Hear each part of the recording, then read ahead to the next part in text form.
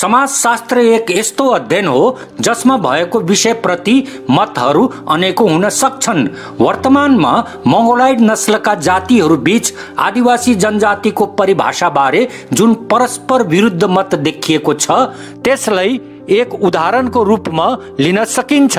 आदिवासी जनजातीय हक हितका हिमायती संघ संगठनहरू मूलवासी, आदिवासी र जनजाति शब्दहरूलाई पर्यायवाची यानी सिनोनिम मान्छन्, अर्थात् मूलवासी, आदिवासी र जनजातिको परिभाषा उही हो भन्ने मान्छन्। जबकि मंगोल नेशनल अर्गनाइजेसन छोटकरीमा MNO नामको राजनीतिक संगठन मूलवासी, आदिवासी र जनजाति शब्दहरूलाई पर्यायवाची यानी समानार्थक मान्दैन, अर्थात् MNO मूलवासी, आदिवासी र जनजातिलाई उही अर्थमा परिभाषित गर्दैन। MNO अनुसार आदिवासी भनेको असभ्य जंगली सामाजिक समूह र जनजाति भनेको राज्यविहीन फिरन्ते सामाजिक समूह हुन्। MNO नेपालका मंगोलाइड नस्लका जातिहरूलाई केवल मूलवासीको रूपमा परिभाषित गर्छ। MNO अनुसार प्रवासी बाहुन क्षेत्रीले यी मूलवासी मंगोल जातिहरूका राज्यहरूलाई छलकपट र षड्यन्त्रद्वारा हडपेर हिन्दू सत्ता कायम गरेपछि उनीहरूलाई तल्लो हिन्दू वर्ण यानी दास वर्ग बन्न बाध्य बनाएको हो। MNO को आदिवासी जनजाति बारेको धारणामा आंशिक सत्यता छ। उसरी मंगोलाइड जातिहरूका निमित्त प्रयोग गरिने मंगोल शब्द पनि भ्रमवाचक छ, अर्थात् भ्रम उत्पन्न गर्ने शब्द हो। दर्शक महानुभाव नमस्कार, म केबी गुरुङ। यस भिडियोमा म मूलवासी, आदिवासी र जनजाति सम्बन्धी परिभाषालाई तथ्यपरक ढंगले छर्लङ्ग गर्नुका साथै मंगोलाइड जातिहरूका निमित्त प्रयोग गरिने मंगोल शब्द भ्रमवाचक किन छ भन्ने बारे पनि जानकारी दिनेछु। यस भिडियोमा जान्ने, सिक्ने र बुझ्ने धेरै विषयहरू पाउनुहुनेछ जसले तपाईको वाद विवादको परिधिलाई फराकिलो बनाउन अवश्य मद्दत गर्नेछ। यसर्थ यस भिडियोलाई सुरुवातदेखि अन्त्यसम्म हेरिदिनु हुने अनुरोध छ। समाजशास्त्र मूलवासी, आदिवासी र जनजातिलाई पर्यायवाची शब्दहरू मान्छ। समाजशास्त्रले मूलवासी वा आदिवासी वा जनजातिका यी मुख्य विशेषताहरू बताएका छन्। नम्बर 1, यिनीहरू कुनै देश अथवा क्षेत्रमा आदिम कालदेखि अथवा राज्यको विकास हुनुभन्दा अघिदेखि बसोबास गर्दै आएका समुदायहरू हुन्। त्यसैले यिनीहरूलाई प्रथम राष्ट्र यानी फर्स्ट नेशन, प्रथम मानिसहरू यानी फर्स्ट पिपुल, धरती पुत्र यानी नेटिभ र असल बासिन्दा यानी ओरिजिनल इनहेबिटान्ट पनि भनिन्छ। नम्बर 2, यिनीहरू प्रवासी जाति अथवा प्रभुत्वशाली जातिद्वारा शासित अथवा अधिकारहीन गरिएका समुदायहरू हुन्। नम्बर 3, यिनीहरूले प्राग ऐतिहासिक यानी प्री हिस्टोरिक अथवा आग्द ऐतिहासिक यानी प्रोटो हिस्टोरिक किसिमको जीवन पद्धतिलाई अघि बढाउँदै आएका हुन्छन्। नम्बर 4, यिनीहरूको एक मुखिया वा सरदार यानी चिफटेन हुन्छ। यस मुखिया वा सरदारले यिनीहरूको भूमि र समाजलाई नियन्त्रण गर्छ। नम्बर 5, यिनीहरू आफ्ना जीवनका लागि आवश्यक वस्तुहरू खेती, वन जंगल र नदी नालाबाट पूर्ति गर्छन्। खेती, पशुपालन र शिकार यिनीहरूका जीविकापार्जनका उपायहरू हुन्। नम्बर 6, यिनीहरू वस्तु विनिमय यानी बार्टरिङ द्वारा क्रय विक्रय गर्छन्। नम्बर 7, यिनीहरू मध्ये हरेकको एक मौलिक प्रकृतिवादी धर्म यानी एनिमिस्टिक रिलिजन हुन्छ। नम्बर 8, यिनीहरू मध्ये हरेकको मौलिक विशेषता सहितको वेशभूषा, परम्परा, रीतिरिवाज, हस्तकला र खानपान हुन्छ। नम्बर 9, यिनीहरू मध्ये हरेकको मौलिक भाषा हुन्छ। नम्बर 10, यिनीहरू लिपिको प्रयोगबाट अनभिज्ञ हुन्छन्। उक्त 10 विशेषताहरूले मूलवासी वा आदिवासी वा जनजाति मानव सभ्यताको विकासको दौडमा अथवा राज्य विकासको दौडमा पछडिन गएको समुदाय हो भन्ने जनाउँछ। तर के संसारभरिका हजारौं जातिहरू जसलाई मूलवासी वा आदिवासी वा जनजाति मानिएको छ ती सबैको समाज विकासको अवस्था उही छ त? बिल्कुलै छैन। संसारभरिका मूलवासी वा आदिवासी वा जनजाति मानिएका हजारौं जातिहरूलाई नियालेर हेर्ने हो भने उनीहरू बीचको सामाजिक अवस्था एकदमै फरक पाउनु हुनेछ। यसर्थ मूलवासी वा आदिवासी वा जनजाति मानिएका जातिहरूलाई एक समानका सामाजिक विशेषताहरू भएका समूहमा वर्गीकरण गर्नु अनुपयुक्त छ। अंग्रेजीमा मूलवासीलाई इन्डिजिनस, आदिवासीलाई एबओरिजिन र जनजातिलाई ट्राइब भनिन्छ। इन्डिजिनस, एबओरिजिन र ट्राइब शब्दहरूको व्युत्पत्ति ल्याटिन भाषाबाट भएको हो। इन्डिजिनस शब्दको उत्पत्ति इन्डिजिनाबाट भएको हो। ल्याटिनमा एन्डोको अर्थ हो मूल र गिग्नेरेको अर्थ हो जन्मिनु। यी दुई शब्दहरू मिलेर बनेको इन्डिजिनाको अर्थ हो मूल भूमिबाट उत्पन्न अथवा स्वदेशी। इन्डिजिनाबाट बनेको इन्डिजिनसको अर्थ हो मूलवासी। सन् 1492 मा समुद्री यात्री क्रिस्टोफर कोलम्बसले युरोपलाई नयाँ संसार यानी अमेरिकासबाट परिचित गराए। उनले उत्तर अमेरिकाका गहुँगोरो रंगको मूलवासीहरूलाई भ्रमवश भारतीय ठाने। यस प्रकार अमेरिकन मूलवासीहरू रेड इन्डियन र अमेरिकन इन्डियन नामले चिनिन थाले। सन् 1632 मा सबभन्दा पहिला यी अमेरिकन इन्डियनहरूलाई वर्णन गर्नका लागि इन्डिजिनस शब्दको प्रयोग गरेको थियो। एबोरिजिन शब्दको उत्पत्ति एब ओरिगोबाट भएको हो। ल्याटिनमा एब को अर्थ हो देखि र ओरिगो को अर्थ हो मूल अथवा सुरुवात। यी दुवै शब्दहरू मिलेर बनेको एब ओरिगो को अर्थ हो मूल देखिको अथवा आरम्भ देखिको। एब ओरिगोबाट बनेको एब ओरिजिन को अर्थ हो पहिलो ज्ञात मूल निवासी अथवा सबभन्दा अगाडिको ज्ञात मूल निवासी अथवा आदिकालदेखिको बासिन्दा। एबोरिजिन को बहुवचन एबोरिजिनस र विशेषण एबोरिजिनल हुन्छ। सन् 1788 जनवरीमा अंग्रेजहरूले सिडनीको बटनी बेमा झण्डै 850 अपराधी, उनीहरूको मेरिन गार्ड्स र अफिसरहरूलाई पहिलो प्रवासी यानी फर्स्ट सेटलर को रूपमा बसालेका थिए। अंग्रेजहरूले अस्ट्रेलाइड प्रजातिका मूलवासीहरूलाई वर्णन गर्नका लागि एब ओरिजिन शब्दको प्रयोग गरेको थियो। अब यहाँनिर अंग्रेजहरूले अस्ट्रेलियाई मूलवासीहरूलाई एब ओरिजिन र उत्तर अमेरिकी मूलवासीहरूलाई इन्डिजिनस किन भने भन्ने प्रश्न उत्पन्न हुन्छ। जब अंग्रेजहरूले उत्तर अमेरिकाको धरतीमा पाइला टेके उनीहरूले रेड इन्डियन मूलवासीहरूलाई अर्ध घुमन्ते अवस्थामा जीवन यापन गरिरहेको पाए। यी मूलवासीहरू प्रत्येक वर्षका केही भाग निश्चित गाउँहरूमा बिताउँदथे जहाँ उनीहरू अन्न बाली लगाउने गर्दथे र वर्षको बाँकी समय टिपी नामको शंकु आकारको तम्बुमा व्यतीत गरेर बाइसन नामको जंगली भैंसीको शिकार गर्दै हिँड्दथे।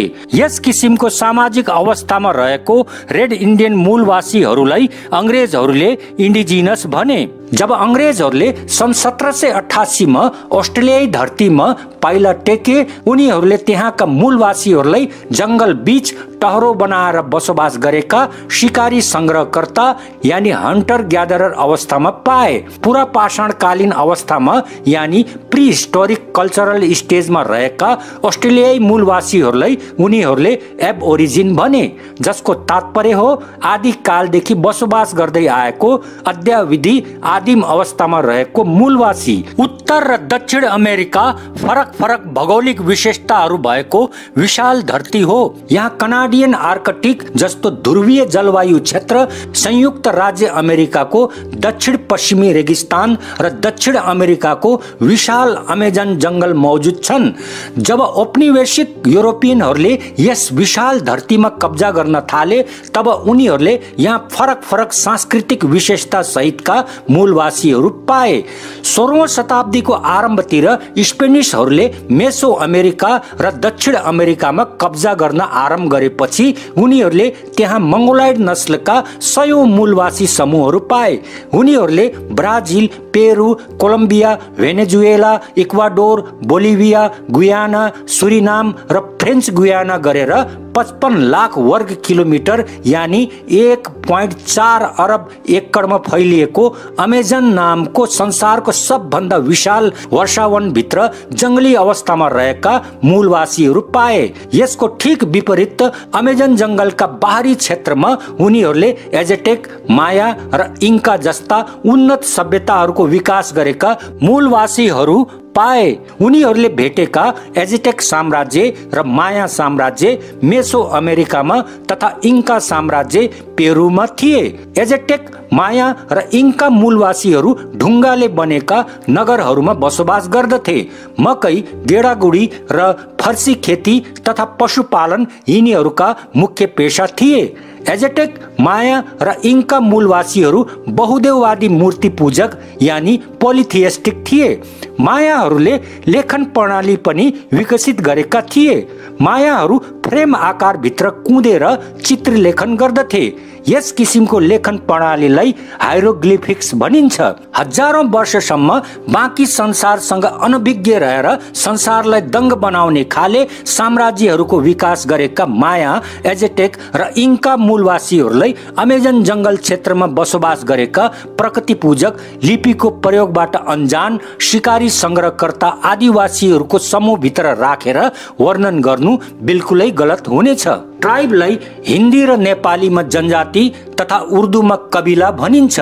ट्राइब शब्दको उत्पत्ति ल्याटिन शब्द ट्रिबसबाट भएको हो। 5औं शताब्दीतिरको ग्रीक नगर राज्य काल र ईसा पूर्व पहिलो शताब्दीतिर गठन भएको रोमन साम्राज्य कालमा ग्रीक र रोमनहरू आफ्ना क्षेत्रका कुटुम्बहरूका साथै केल्टिक र जर्मनिक समाजहरूलाई चिनाउनका लागि ट्रिबस शब्दको इस्तेमाल गर्दथे। ट्राइब शब्दको कुनै सुसङ्गत अर्थ छैन। यस शब्दको प्रयोग अनेकौं पृथक पृथक सन्दर्भहरूमा गरिन्छ। इतिहासका पुस्तकहरूलाई हेर्नुस्। ताम्रपाषाण कालमा विकसित भएका मेसोपोटामिया, बेबिलोन, मिस्री, हडप्पा इत्यादि सभ्यताहरूका बासिन्दाहरूलाई ट्राइब यानी जनजातिको रूपमा वर्णन गरेको पाइन्छ। वैदिक कालमा आर्यहरू जन नामका अनेकौं समूहहरूमा विभाजित थिए। ती जनहरूलाई पनि इतिहासकारहरूले आर्यन ट्राइब यानी आर्य जनजातीय समूह भनेको पाइन्छ। असलमा इतिहासकारहरूले नवपाषाण युग यानी चाल्कोलिथिक एजबाट ताम्रपाषाण युग यानी नियोलिथिक एजमा प्रवेश गरेर आग्द ऐतिहासिक सभ्यता यानी प्रोटो हिस्टोरिक सिभिलाइजेसनको विकास गरेका सामाजिक समूहहरूलाई ट्राइब यानी जनजातिको रूपमा वर्णन गरेका हुन्। यसर्थ जनजाति आदिवासी भन्दा उपल्लो सामाजिक अवस्था हो। यस तथ्यका बावजुद समाजशास्त्रीहरू आदिवासी र जनजातिलाई उही खालको मूलवासीको रूपमा वर्गीकरण गर्छन्। घुमन्ते जनजाति जनजातिको एक फरक किसिम हो। घुमन्ते जनजातिलाई अंग्रेजीमा नोम्याड अथवा नोम्याडिक ट्राइब भनिन्छ। उर्दूमा घुमन्ते जनजातिलाई खानाबदोश कबिला भनिन्छ। घुमन्ते जनजाति 3 किसिमका हुन्छन्। नम्बर 1 शिकारी संग्रहकर्ता यानी हन्टर ग्यादरर। यस किसिमको घुमन्ते जनजाति जंगली जीवहरूको शिकार, मौसमी जंगली कन्दमूल र बिरुवाहरूको संकलन गर्दै हिँड्छन्। यो वास्तविक आदिम जीवन प्रणाली हो। रिपब्लिक अफ कङ्गोमा यस किसिमका घुमन्ते जनजातिहरू पाइन्छ। नम्बर 2 पशुचारक घुमन्ते जनजाति यानी पास्टरल नोम्याड। यस किसिमको घुमन्ते जनजाति प्रत्येक वर्षका केही भाग निश्चित गाउँहरूमा बिताउँछन् जहाँ उनीहरू अन्नबाली लगाउँछन् र वर्षको बाँकी समय चलवासी पशुचारणको रूपमा व्यतीत गर्छन्। यिनीहरूलाई अर्ध घुमन्ते जनजाति यानी सेमी नोमेडिक ट्राइब पनि भनिन्छ। संसारका सारा महादेशहरूमा यस किसिमका घुमन्ते जनजातिहरू पाइन्छ। नम्बर 3 भ्रमणकारी घुमन्ते जनजाति यानी पेरिपेटेटिक नोम्याड। यस किसिमका घुमन्ते जनजातिको कुनै एक निश्चित निवास हुन्न। यिनीहरू नियमित रूपले उही क्षेत्रहरूमा व्यवसायीको रूपमा आउने जाने गरिरहन्छन्। भारतका बन्जाराहरू यस किसिमका घुमन्ते जनजातिका उदाहरण हुन्। हिंसा, उपनिवेशवाद र यस अर्थसँग सम्बन्धित इतिहासका कारण ट्राइब शब्द केही मानिसहरूका निमित्त आक्रामक यानि ओफेन्सिभ लाग्न सक्छ। आउनुस् यहाँनिर इतिहासमा आक्रामक र युद्धप्रिय जनजातिको रूपमा पहिचान बनाएका संयुक्त राज्य अमेरिका, मध्य पूर्व र मङ्गोलियाका पशुपालक घुमन्ते जनजातिहरू बारे चर्चा गरौं। सन् 1607 मा ब्रिटिसहरूले वर्जिनियाको जेम्स टाउनमा पहिलो बस्ती बसालेको केही वर्ष भित्रै उत्तर अमेरिकामा लाखौंको संख्यामा इंग्लिश भाषीहरूको आगमन भयो। त्यसपछि उपनिवेशीहरू र रेड इन्डियन मूलवासीहरू बीच भूमि नियन्त्रणलाई लिएर एक असहज सम्बन्ध सुरु हुन थाले। परिणामतः रेड इन्डियन मूलवासीहरू र उपनिवेशीहरू बीच संघर्ष आरम्भ भयो। मंगोलाइड नस्लका रेड इन्डियनहरू लडाका स्वभावका थिए। त्यसमाथि उनीहरूले युरोपियनहरूद्वारा उत्तर अमेरिकामा भित्र्याएको घोडा र बन्दुकको कुशलतापूर्ण उपयोग गर्न जानेका थिए। सन् 1622 देखि 20औं शताब्दीको आरम्भसम्म भूमि नियन्त्रणको लागि चलेको युद्ध र झडपका श्रृङ्खलाहरूलाई अमेरिकन इन्डियन वार भनिन्छ। उत्तर अफ्रिकाको अल्जेरिया, सुडान, मिस्र, लिबिया, मोरक्को इत्यादि तथा मध्य पूर्वको Saudi Arab, Qatar, Kuwait, Iraq, Oman, Syria इत्यादि देशहरू त्यहाँका जनजातिहरूको युद्धप्रियता र हिंसाको वातावरण बीच विकसित भएको थियो। इस्लामिक पैगम्बर मोहम्मदको जन्म हाशिम नामको जनजातीय परिवारमा भएको थियो।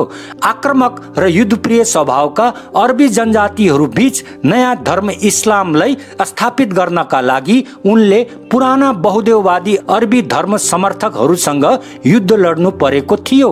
मध्य युगमा मंगोलियाका पशुपालक घुमन्ते जनजातिहरू आफ्ना आक्रामक र युद्धप्रिय बर्बर स्वभावका कारण गैर मंगोलहरू बीच भएको पर्याय बनेको थियो। युद्धप्रिय र बर्बर मंगोलहरूको निरन्तर आक्रमणबाट दिक्क बनेका चीनी राजवंशहरूले आफ्ना जनताको सुरक्षाका लागि विशाल पर्खाल बनाएको थियो। 13औं शताब्दीमा मंगोल सरदार चंगेज खानले मंगोलहरूको आक्रामक र युद्धप्रिय स्वभावको दममा चीन, इराक, इरान, साइबेरिया र रूस गरेर 12 मिलियन स्क्वायर माइल क्षेत्रमाथि यानि 1,20,00,000 वर्ग किलोमिटर क्षेत्रमाथि विजय हासिल गरेर विशाल मंगोल साम्राज्य कायम गरेका थिए। चंगेज खानको जन्म कियात नामको जनजातीय परिवारमा भएको थियो।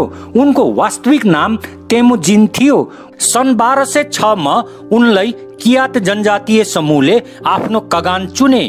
कगानको अर्थ सरदार हो। यही तेमुजिन कगानलाई इतिहासकारहरूले चंगेज खान भनेका हुन्। मानिसहरू भ्रमवश चंगेज खानलाई मुसलमान मान्छन्। उनी मुसलमान नभएर समाजवादी प्रकृति पूजक थिए। सरदार बनेपछि उनले मंगोलियाका सारा जनजातिहरूलाई जितेर मंगोलियाको एकीकरण गरेका थिए। त्यसपछि झन्डै 50 वर्षको उमेरमा उनी विश्व विजय गर्ने अभियानमा निस्केका थिए। भारतमा झन्डै 500 थरीका घुमन्ते जनजातिहरू पाइन्छ। यिनीहरूलाई पशुचारक घुमन्ते जनजाति यानि पास्टोरल नोमैड र भ्रमणकारी घुमन्ते जनजाति यानि पेरिपेटेटिक नोमैडको रूपमा विभक्त गरिएको छ। जम्मू काश्मीरको बकरवाली र चाङपा, हिमाचल प्रदेशको गद्दी, उत्तराखण्डको भोटिया, गुजरातको भारवाड र चरण, उत्तर प्रदेश, हरियाणा र मध्य प्रदेशको गडरिया इत्यादि पशुचारक अर्ध घुमन्ते जनजातिहरू हुन्। राजस्थान, गुजरात, पंजाब, हरियाणा, उत्तर प्रदेश, मध्य प्रदेश र बिहारमा पाइने बन्जारा, कंजर, साँसी, मोगिया, नट, पारधी, बदिया, बन्छडा, भाटु, सोनारिया, मदारी, भाट, जोगी, जोगा, बाँसफोर, गडिया, लोहार इत्यादि ब्राह्मणकारी घुमन्ते जनजातिहरू हुन्। गैर खाद्य उत्पादक समूहका यी ब्राह्मणकारी घुमन्ते जनजातिहरू बाँदर, भालु र सर्पको खेल प्रदर्शन, गाउने बजाउने प्रदर्शन, बाजीगिरी प्रदर्शन, कलाबाजी प्रदर्शन, आयुर्वेदिक औषधि बिक्री, पशु चिकित्सक, टोकरी बनाउने कार्य र भाग्य बताउने कार्य गर्दै एक स्थानबाट अर्को स्थानमा सरिरहन्छन्। यिनीहरू मध्ये केही जातिहरू लुटपाट र लुटपाट जन्ने हत्या हिंसामा लिप्त रहेको पाएकोले अंग्रेज सरकारले त्यस्ता जातिहरूलाई जन्मजात अपराध वृत्ति भएका जातिहरूमा सूचीकृत गरेका थिए। यी घुमन्ते जनजातिहरू भारतमा सबभन्दा बढी उपेक्षित र भेदभावको शिकार सामाजिक समूहहरू हुन्। भारत सरकारले यिनीहरूको जीवन स्तरमा सुधार गर्ने उद्देश्यले यिनीहरूलाई संविधानको अनुसूचित जनजातिमा समावेश गरेर सुविधा प्रदान गरेको छ। यी अपहेलित र दब्बु स्वभावका भारतीय ब्राह्मणकारी घुमन्ते जनजातिहरू तथा लडाका स्वभावका उत्तर अमेरिकी, मध्य पूर्वी र मंगोलियाई पशुचारक अर्ध घुमन्ते जनजातिहरूलाई एकै किसिमको घुमन्ते जनजातिको रूपमा वर्गीकरण गर्नु अनुपयुक्त छ। यी सबै तथ्यहरूबाट मूलवासी, आदिवासी र जनजाति बारे यो निष्कर्ष निकाल्न सकिन्छ। नम्बर 1, आदिवासी र जनजाति दुवै मूलवासी हुन्। नम्बर 2, जनजातिहरू कृषि योग्य भूमिमा बसोबास गर्ने खाद्य उत्पादक ग्रामीण समुदाय हुन्, जबकि आदिवासीहरू जंगलको बीचमा बसोबास गर्ने कृषकका साथै शिकारी संग्रहकर्ता हुन्। तथापि यी दुवै किसिमका मूलवासीहरूलाई समाजशास्त्रीहरू आदिवासी र जनजाति दुवै शब्दहरूद्वारा चिनाउने गर्छन्। नम्बर 3, पशुचारक अर्ध घुमन्ते जनजातिलाई प्राय आदिवासीको रूपमा वर्णन गरिन्न। यिनीहरूलाई जनजाति यानी ट्राइब र अर्ध घुमन्ते जनजाति यानी सेमी नोम्याडिक ट्राइबको रूपमा चिनाउने गरिन्छ। नम्बर 4, ब्राह्मणकारी घुमन्ते जनजातिलाई घुमन्ते जनजाति यानी नोम्याडिक ट्राइब वा नोम्याडको रूपमा चिनाउने गरिन्छ। अब हामी मंगोल के हो भन्ने बारे जान्ने छौं। मानव प्रजाति विज्ञानले बाह्य शारीरिक विशेषताहरूका आधारमा मानव जातिलाई 4 मुख्य प्रजातिहरूमा वर्गीकरण गरेका छन्। ती हुन् number 1 Caucasoid, number 2 Mongoloid, number 3 Negroid र नम्बर 4 ऑस्ट्रेलोइड। ऑस्ट्रेलोइड प्रजाति मूल रूपले नेग्रोइड र कॉकेसॉइडको एक पुरातन मिश्रण हुनाले केही मानव प्रजाति शास्त्रीहरू ऑस्ट्रेलोइडलाई एक छुट्टै मुख्य प्रजाति मान्दैनन्। मंगोलॉइड प्रजातिका मानिसहरू उचाइमा 1.66 मिटर, गोरो अथवा गहुँ गोरो रंग, कालो बाल, सानो आँखा, मसिना रोहहरू र चौडा निधार भएका हुन्छन्। मंगोलॉइड प्रजातिका मानिसहरू मुख्य रूपले एसिया, साइबेरिया, उत्तर अमेरिका, दक्षिण अमेरिका र ओशियानाका क्षेत्रहरूमा मूलवासीको रूपमा पाइन्छ। मंगोलॉइड शब्द संज्ञा हो र यस शब्दलाई विशेषणको रूपमा पनि प्रयोग गरिन्छ। उदाहरणका लागि मंगोलॉइड रेस यानी मंगोलॉइड प्रजाति, मंगोल मंगोलिया देश, रूसको बुर्यातिया संघीय गणराज्य र चीनको इनर मंगोलियाको स्वायत्त क्षेत्रको एक जातीय समूहको नाम हो। मंगोल जातीय समूह मंगोल भाषा परिवारको भाषा बोल्छन्। मंगोलको विशेषण मंगोलियन हो। उदाहरणको लागि मंगोलियन पिपुल यानी मंगोल जातिका मानिसहरू। मंगोलिक शब्द पनि मंगोलको विशेषणको रूपमा प्रयोग गर्ने एक अर्को शब्द हो। उदाहरणको लागि मंगोलिक ल्याङ्ग्वेज यानी मंगोल जातिको भाषा। यसर्थ मंगोलॉइड एक मानव प्रजातीय समूह यानी नस्लीय समूहको नाम हो, जबकि मंगोल मंगोलियाको एक प्रमुख स्वदेशी जातिको नाम हो भन्ने बुझ्नु पर्छ। नेपालको पश्चिमदेखि भारतको पूर्वसम्म फैलिएको हिमालय पर्वत श्रृङ्खलाका पहाडहरूमा बसोबास गरेका मगर, गुरुङ, थकाली, भोटे, तामाङ, नेवार, शेर्पा, सनुवार, राई, लिम्बू, लेप्चा, भुटिया, नागा, कुकी, मिजो, खासी, गारो, मिकिर, लुसाई, बोडो इत्यादि मंगोलॉइड प्रजातिका जातिहरू हुन्। यी सबै जातिहरूका भाषाहरू भोट बर्मेली भाषा परिवार अन्तर्गत पर्छ। यी जातिहरूलाई हिन्दी र नेपालीमा सामान्य तौरमा यानी इन जेनरल मंगोल भन्ने गरिन्छ, जबकि यो गलत हुनुका साथै भ्रमवाचक छ।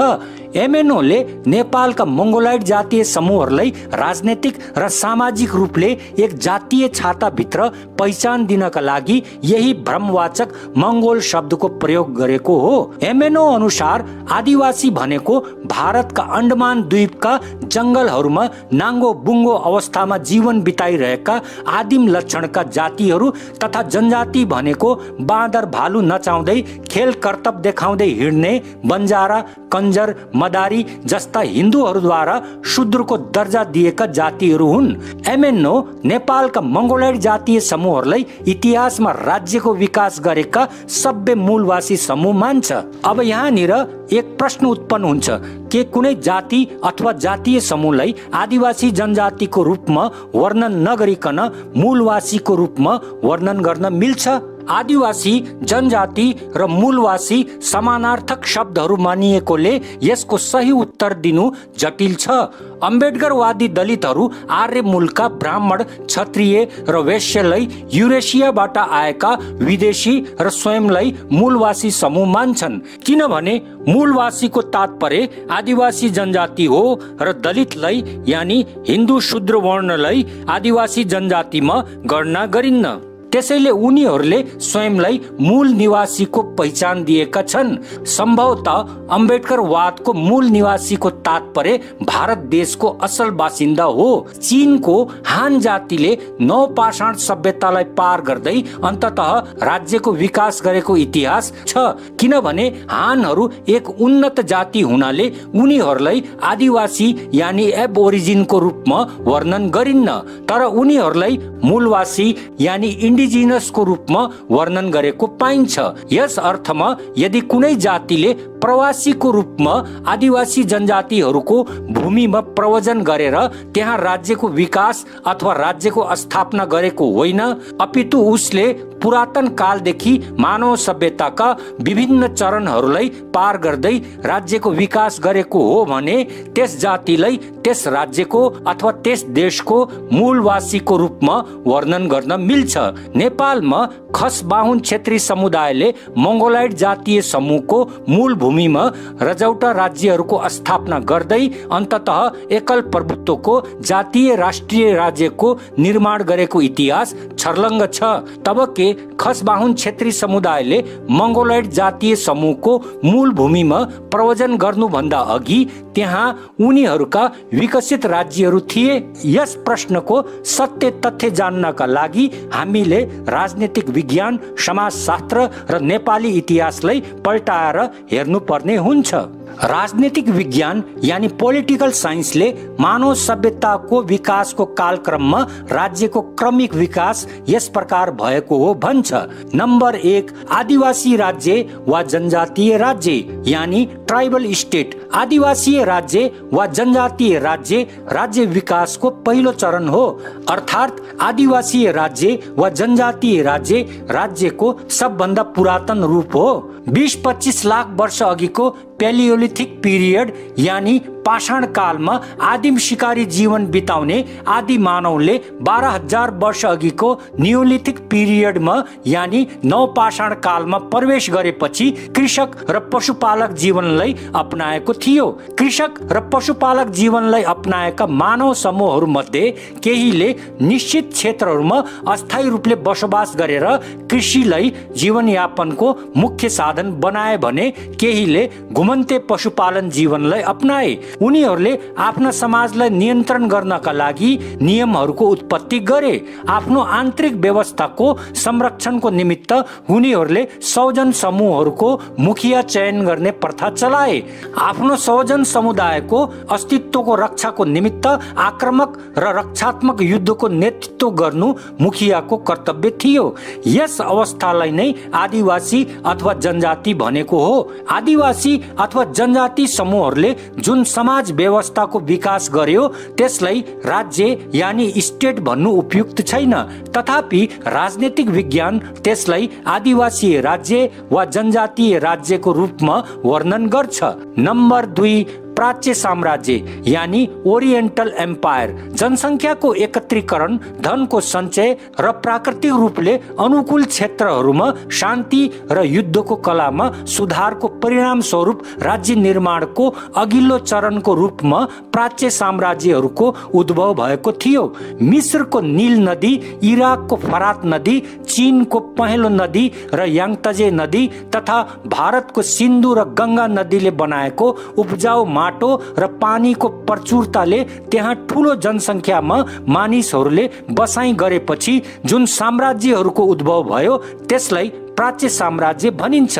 प्राच्य साम्राज्यको तात्पर्य पूर्वतर्फको प्राचीन साम्राज्य हो। नम्बर 3, ग्रीक नगर राज्य यानी ग्रीक सिटी स्टेट अथवा ग्रीक पोलिस। 1750 ईसा पूर्वदेखि 1050 ईसा पूर्वसम्मको माइसिनियन ग्रीसमा काँस्य युगको पतनपछि Athens, Sparta, Corinth, Thebes, Syracuse, Aegina, Rhodes, Argos, Eretria, Elis इत्यादि नगर राज्यहरूको विकास भएको थियो। ग्रीसको भूभाग खण्डित र पहाडी छ। प्राचीन कालमा ग्रीसको एक क्षेत्रदेखि अर्को क्षेत्रमा यात्रा गर्न कठिन हुने थियो। यस किसिमको भौगोलिक स्थिति ग्रीक नगर राज्यहरूको विकासको कारण बनेको थियो। नम्बर 4, रोमन विश्व साम्राज्य यानी द रोमन वर्ल्ड एम्पायर। इटलीको प्रायद्वीपीय स्थिति, जलवायु र प्राकृतिक संसाधनहरूको लाभका कारण त्यहाँ जनसङ्ख्यामा वृद्धि भयो। यसले त्यहाँ एक शक्तिशाली सभ्यताको विकास गर्यो। त्यसलाई रोमन सभ्यता यानी रोमन सिभिलाइजेसन भनिन्छ। पहिलो शताब्दी ईसा पूर्वतिर रोमनहरूले आफ्नो सैन्य शक्ति, राजनीतिक र सामाजिक लचिलोपन र आर्थिक विस्तारको माध्यमले संसारको सबभन्दा शक्तिशाली राज्यको गठन गरेर युरोपको ठूलो भागलाई नियन्त्रण गर्दै 27 ईसा पूर्वदेखि 476 ईसा पूर्वसम्म शासन गरेका थिए। रोमनहरूको त्यस राजनीतिक व्यवस्थालाई रोमन विश्व साम्राज्य भनिन्छ। नम्बर 5, सामन्ती राज्य यानी फ्युडल स्टेट। 5औं शताब्दीमा युरोपमा रोमन साम्राज्य कमजोर बनेपछि त्यहाँ अनेकौं साम्राज्यहरूको उद्भव भयो। 8औं-9औं शताब्दीतिर उदय भएको क्यारोलिन्जियन साम्राज्यले प्रशासनिक देखरेखका लागि राज्यप्रति वफादार मानिसहरूलाई भूमि दिने प्रथा चलायो। यस किसिमको जागिरदारहरू मार्फत सत्ता विकेन्द्रीकरणलाई सामन्ती राज्य प्रणाली भनियो। नम्बर 6, आधुनिक राष्ट्रिय राज्य यानी मोडर्न नेशन स्टेट। 18औं शताब्दीको उत्तरार्धमा युरोपीय साम्राज्यहरूको पतनसँगै जातीय राज्यहरूको निर्माण हुन थाल्यो। जाति विशेषको भाषा, संस्कृति, परम्परा र इतिहासको आधारमा बनेका यस्ता राज्यहरूलाई राष्ट्रिय राज्य यानी नेशन स्टेट भनियो। राष्ट्रवाद यानी नेशनलिजमको उत्पत्ति राष्ट्रिय राज्यहरूको उदयसँगै भएको थियो। कुनै एक प्राचीन अथवा मध्ययुगीय संप्रभु राज्यको तात्पर्य राजा, दरबारी, सेना र राजकोष जस्ता संस्थागत अङ्गहरूद्वारा शासित एक संप्रभु क्षेत्र हो भन्ने बुझ्नु पर्छ। आउनुस् प्राचीन अथवा मध्ययुगमा नेपालमा कहाँ कहाँ संप्रभु राज्यहरूको उत्पत्ति भयो यस बारेको इतिहासको छानबिन गरौँ। नेपालमा राज्यको अस्तित्वको पुरातात्विक प्रमाण 5औं शताब्दीबाट पाइन्छ। पुरातात्विक प्रमाणले नेपाल उपत्यकाको राजा मानदेवलाई पहिलो ऐतिहासिक राजा साबित गरेको छ। अर्थात् मानदेवबाट नेपालको इतिहासको ऐतिहासिक कालको आरम्भ हुन्छ। ऐतिहासिक कालको अर्थ हो पुरातात्विक प्रमाणहरूका आधारमा ईस्वी सम्वत सहित अभिलिखित इतिहास। 5औं शताब्दीबाट नेपाल उपत्यकामा राज्यको अस्तित्वको प्रमाण पाउनुको अर्थ हो 5औं शताब्दी भन्दा अघि त्यहाँ विकसित रूपको राज्य व्यवस्था थिएन। यसको अर्को अर्थ हो 5औं शताब्दी भन्दा अघि नेपाल उपत्यकाको सामाजिक अवस्था आदिवासी जनजातीय रहेकोले त्यहाँ विकसित राज्य व्यवस्थाको पुरातात्विक निशान नभेटिएको हो। यहाँनिर कतिपय मानिसहरू मानदेव भन्दा अघि किराँत वंश, किराँत भन्दा अघि आभिर वंश र आभिर भन्दा अघि गोपाल वंशका राजाहरू थिए भन्ने टिप्पणी गर्नेछन्। कुनै पनि राज्य वा राजवंशलाई ऐतिहासिक प्रमाणित गर्नका लागि त्यस राज्य वा राजवंशसँग सम्बन्धित पुरातात्विक अवशेष, शिलालेख, ताम्र शिलालेख, स्तम्भ, सिक्का र समकालीन साहित्यभित्र वर्णन हुनुपर्छ। गोपाल, आभिर र किराँतलाई प्रमाणित गर्ने यस्ता स्रोतहरू छैनन्। त्यसकारण गोपाल, आभिर र किराँत ऐतिहासिक राजवंशहरू होइनन्, अर्थात् प्रमाणिक राजवंशहरू होइनन्। अब यहाँनिर नेपाली इतिहासले गोपाल, आभिर र किराँतलाई ईस्वी शताब्दी अघिका राजवंशहरू भन्नुको आधार के छ भन्ने प्रश्न उठ्छ। मल्लकालीन भारतीय मूलका दरबारीय ब्राह्मणहरूले 14औं शताब्दीमा मल्लहरूको वंशावली तयार गर्ने कार्य गर्दा गोपाल, आभिर र किराँतको काल्पनिक वंशावलीहरू लेखेर त्यसलाई लिच्छवी र मल्ल वंशावलीहरूसँग निरन्तरता दिएर जोडेका थिए। यसलाई नै आधार बनाएर नेपालको प्राचीन इतिहास तयार गरिएको हो। असलमा नेपालको प्राचीन इतिहासको कालक्रम अनुसार लेखन गरिएको छैन। संसारको हरेक देशको प्राचीन इतिहास पुरा पाषाण काल, मध्य पाषाण काल, नवपाषाण काल, ताम्र पाषाण काल, काँस्य काल र लोह कालका प्रमाणहरूलाई आधार बनाएर क्रमबद्ध रूपले लेखेको हुन्छ। तर नेपालको प्राचीन इतिहास सतयुग, त्रेतायुग, द्वापर युग र कलयुग जस्ता 4 हिन्दू पौराणिक कालचक्रमा आधारित कथाका अप्रमाणिक वंशावलीहरूलाई इतिहास मानेर लेखेको छ। पौराणिक कथा, जनश्रुति र अप्रमाणिक वंशावलीहरूलाई आधार बनाएर लेखिएको यस्तो इतिहासलाई अंग्रेजीमा सुडो हिस्टरी र नेपालीमा छद्म इतिहास भनिन्छ। 600 ईसा पूर्वतिर भारतमा 16 वटा महाजनपदहरू थिए। यी महाजनपदहरूमा 2 किसिमको शासन प्रणालीको प्रचलन थियो। नम्बर 1 राजाधीन यानी राजाको अधीन र नम्बर 2 गणाधीन यानी गणहरूको अधीन। गणाधीन शासन प्रणालीमा विशिष्ट मानिसहरूको एक समूह शासन गर्दथे। यस प्रणालीलाई प्राचीन भारतीय गणराज्य भनिन्छ। त्यसबेला वैशालीमा लिच्छवीहरूको वज्जी गणराज्य र कुशीनगरमा मल्लहरूको मल्ल गणराज्य थिए। मनुस्मृतिले लिच्छवी र मल्ललाई व्रात्य क्षत्रिय यानी संस्कार नगर्ने क्षत्रियको रूपमा वर्णन गरेको छ। मगधमा मौर्य वंशको शासन स्थापना भएपछि मगध महाजनपद मौर्य साम्राज्यको रूपमा विस्तारित हुन गयो। त्यही काल वरिपरि इरानी, युनानी र शक आक्रमणकारीहरूले पश्चिम भारतमा क्रमिक रूपले शासन स्थापना गरे। यी 2 कारणहरूले महाजनपदहरूको अस्तित्वलाई समाप्त पारे। यस प्रकार राज्य गुमाएका लिच्छवीहरू 3औं देखि 5औं शताब्दी बीच नेपाल उपत्यका भित्रिएर त्यहाँ राज्य स्थापना गरेका थिए। लिच्छवीहरूको पछि नेपाल उपत्यका भित्रिएका मल्लहरूले 13औं शताब्दीमा लिच्छवी वंशको स्थानमा शासन गर्न थाले। राजाद्वारा शासित राज्यलाई राज्य यानी किङडम र विशाल राज्यलाई साम्राज्य यानी एम्पायर भनिन्छ। मध्ययुगमा कुनै एक राज्यको पतनले त्यस राज्यमा ससाना स्वतन्त्र राज्यहरूको जन्म गर्दथ्यो। त्यस्ता ससाना स्वतन्त्र राज्यहरूलाई अंग्रेजीमा प्रिन्सिप्यालिटी, हिन्दीमा रजवाडा वा देशी राज्य, उर्दूमा रियासत र नेपालीमा रजौटा राज्य भनिन्छ। 15औं शताब्दीमा मल्ल राज्य भक्तपुर यानी भातगाउँ, कान्तिपुर यानी काठमाडौँ र पाटन नामको 3 मल्ल रजौटा राज्यहरूमा विघटित भयो। 11औं शताब्दीतिर 12 जिल्लाको वरिपरिका क्षेत्रहरूलाई समेटेर कर्नाट वंशी नान्यदेवले तिरहुत राज्यको स्थापना गरे। यो राज्य 14औं शताब्दीसम्म कायम रह्यो। 12औं शताब्दीको मध्यतिर कर्णालीको जुम्लाको सिन्जालाई केन्द्र बनाएर नागराजले खस राज्यको स्थापना गरे। सन् 1224 को कुमाऊ बालेश्वर मन्दिर अभिलेखले खस राजा क्राचलले कुमाऊ गढवाल जितेको थियो भन्ने प्रमाण प्रस्तुत गरेको छ। 14औं शताब्दीतिर खस राज्यको पतन भएपछि त्यहाँ ससाना खस रजौटा राज्यहरूको स्थापना हुन थाले। खसहरूको रजौटा राज्य स्थापना गर्ने प्रक्रिया कर्णालीमा मात्र सीमित नरहेर कर्णालीदेखि पूर्वतर्फ समेत लक्षित हुन गयो। कर्णालीदेखि राप्ती नदी बीच स्थापित गरेका रजौटा राज्यहरूलाई बाइसी र राप्तीदेखि गण्डकी नदी बीच स्थापित गरेका रजौटा राज्यहरूलाई चौबिसी भनियो।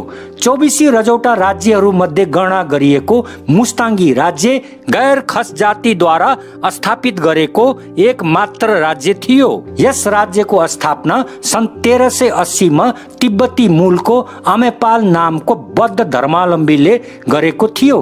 बाँकी सारा 22-24 राज्यहरू रावल, शाही, कल्याल, बम, पाल, समाल, सिंह, राका, शाह, सेन इत्यादि नाम थरका क्षेत्रीहरूद्वारा स्थापित गरेका रजौटा राज्यहरू थिए। सेन थरले पाल्पा लगायत मकवानपुर, चौदण्डी यानी उदयपुरका पहाडी क्षेत्रहरू र विजयपुर यानी धरान वरिपरिका पहाडी भागहरूमा रजौटा राज्यहरूको स्थापना गरेका थिए। सेनहरूको पाल्पा मात्र 24 राज्य अन्तर्गत गणना गरिएको छ। 24 राज्य मध्येको गोर्खा रजौटा राज्यका राजा पृथ्वीनारायण शाह र उनका परवर्ती उत्तराधिकारीहरूले मल्ल रजौटा राज्यहरू, 22-24 रजौटा राज्यहरू र सेन रजौटा राज्यहरूलाई मासेर आजको नक्सा अनुरूपको नेपाल राज्यको निर्माण गरे। यी यावत तथ्यहरूबाट यो निष्कर्ष निस्किन्छ। नम्बर 1, नेपाल उपत्यकामा राज्यको विकास गरेका लिच्छवी र मल्लहरू अल्पसंख्यक थिए। उनीहरूले बहुसंख्यक मूलवासी नेवार जातिलाई राज्य प्रणालीका अङ्गहरूमा स्थान दिनुका साथै उनीहरूसँग वैवाहिक सम्बन्ध कायम गरे। अर्थात् उनीहरू नेवार समुदायको अभिन्न अङ्ग बनेर नेवारी राजाको रूपमा मान्ने भए। यसर्थ नेपाल उपत्यकामा विकसित राज्य यथार्थमा नेवारी राज्य अथवा नेवारी सभ्यता थियो। नम्बर 2, नेपालको इतिहासले गुरुङ, मगर, थकाली, तामाङ, शेर्पा, राई, लिम्बू इत्यादि मध्ये कुनै एकको पनि प्राचीन र मध्यकालीन कालखण्डहरूमा राजा, मन्त्री, सेना र राजकोष जस्ता संगठित इकाइद्वारा नियन्त्रित सम्प्रभु राज्य रहेको थियो भन्ने प्रमाण दिन्न। यदि कुनै एक सम्प्रभु राज्यमाथि अर्को कुनै राज्यको राजाले आक्रमण गर्यो भने अथवा त्यस सम्प्रभु राज्यको केही भूभागमाथि कब्जा गर्यो भने त्यो राज्य आफ्नो सम्प्रभुताको रक्षाको निमित्त आक्रमणकारी अथवा अतिक्रमणकारी शक्ति विरुद्ध युद्ध गर्न तयार हुन्छ। 22-24 सेन र नेवारी रजौटा राज्यहरूले पृथ्वीनारायण शाह विरुद्ध यही कार्य गरेका थिए। तर गुरुङ, मगर, थकाली, तामाङ, शेर्पा, राई, लिम्बू इत्यादि मंगोलाइड मूलवासीहरूले आफ्ना राज्यहरू जोगाउनका लागि पृथ्वीनारायण शाह विरुद्ध युद्ध गरेका घटनाहरू कहीँ कतै पाइन्न। नम्बर 3, सभ्यताको विकास क्रममा जब कुनै मानव समूह राज्यको विकासको अवस्थामा प्रवेश गर्छ तब उसको प्राकृतिक संसाधनहरूको उपयोगको स्तरमा पनि उन्नति हुन्छ। प्रकृतिमा पाइने जैविक र अजैविक घटक जसको प्रयोग मानव आवश्यकताहरूको पूर्तिका निमित्त गरिन्छ त्यसलाई प्राकृतिक संसाधन यानी नेचुरल रिसोर्सेस भनिन्छ।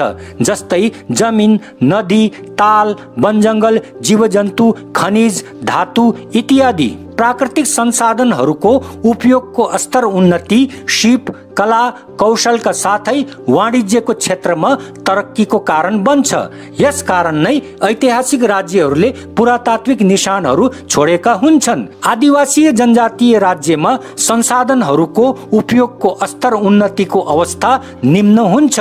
त्यसैले आदिवासी जनजातिहरू सिप, कला, कौशल र वाणिज्यको क्षेत्रमा पछडिएका हुन्छन्। यसकारण नै आदिवासी जनजातिहरूमा हस्तशिल्प कला यानी ह्यान्डिक्राफ्ट आर्ट पाइन्छ तर राजमिस्त्री, काष्ठकार र मूर्तिकारसँग सम्बन्धित कालीगढी पाइन्न। यसका साथै आदिवासी जनजातिहरूमा लुगा सिउने, धातुको औजार र भाँडाकुँडा बनाउने तथा आभूषण बनाउने कालीगढीको अवस्था पनि उन्नत हुन्न।